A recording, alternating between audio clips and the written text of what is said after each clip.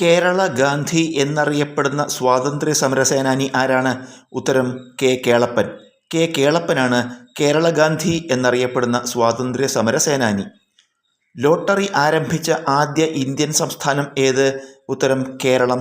കേരളമാണ് ലോട്ടറി ആരംഭിച്ച ആദ്യ ഇന്ത്യൻ സംസ്ഥാനം. കേരളത്തിലെ പാരമ്പര്യേതര ഊർജ സ്രോതസ്സുകളെക്കുറിച്ച് പഠനം നടത്തുന്ന ഏജൻസി ഏത്? ഉത്തരം അനെർട്ട്.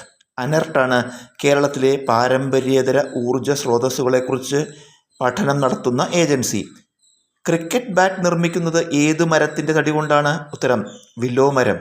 വില്ലോ മരത്തിൻ്റെ തടി കൊണ്ടാണ് ക്രിക്കറ്റ് ബാറ്റ് നിർമ്മിക്കുന്നത്. ഗാന്ധിജി പങ്കെടുത്ത സമരങ്ങൾ കാലഗണനാക്രമത്തിൽ പട്ടികപ്പെടുത്തുക. ക്വിറ്റ് ഇന്ത്യ സമരം, ചമ്പാരൻ സത്യാഗ്രഹം, ചൗരി ചൗര സമരം, നിസ്സഹകരണ സമരം.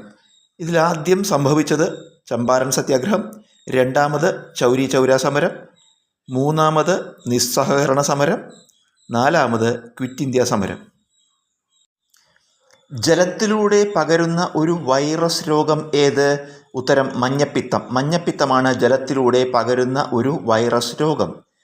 ആകാശത്തിൻ്റെ നീല നിറത്തിന് കാരണമായ പ്രതിഭാസത്തിൻ്റെ പേരെന്ത്? ഉത്തരം വിസരണം.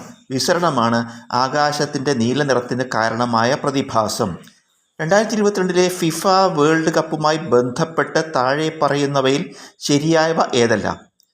ഇവിടെ 4 പ്രസ്താവനകൾ കൊടുത്തിട്ടുണ്ട്. ഇതിൽ ശരിയായ പ്രസ്താവനകൾ: 1, അർജൻറ്റീന 3ാമതും കപ്പ് നേടി. 2, പ്ലെയർ ഓഫ് ദ ടൂർണമെൻറ്റായി മെസ്സി തിരഞ്ഞെടുക്കപ്പെട്ടു. 4, കിലിയൻ എംബാപ്പെ ഗോൾഡൻ ബൂട്ട് നേടി. താഴെ പറയുന്നവയിൽ മത്സ്യ ഇനത്തിൽ പെടാത്തവ ഏത്? ഉത്തരം ചെമ്മീൻ. ചെമ്മീനാണ് താഴെ കൊടുത്തിട്ടുള്ളവയിൽ മത്സ്യ ഇനത്തിൽ പെടാത്തത്. ലോകത്തിലെ ആദ്യത്തെ 6G പരീക്ഷണ ഉപഗ്രഹം വിക്ഷേപിച്ച രാജ്യമേത്? ഉത്തരം ചൈന. ചൈനയാണ് ലോകത്തിലെ ആദ്യത്തെ 6G പരീക്ഷണ ഉപഗ്രഹം വിക്ഷേപിച്ച രാജ്യം.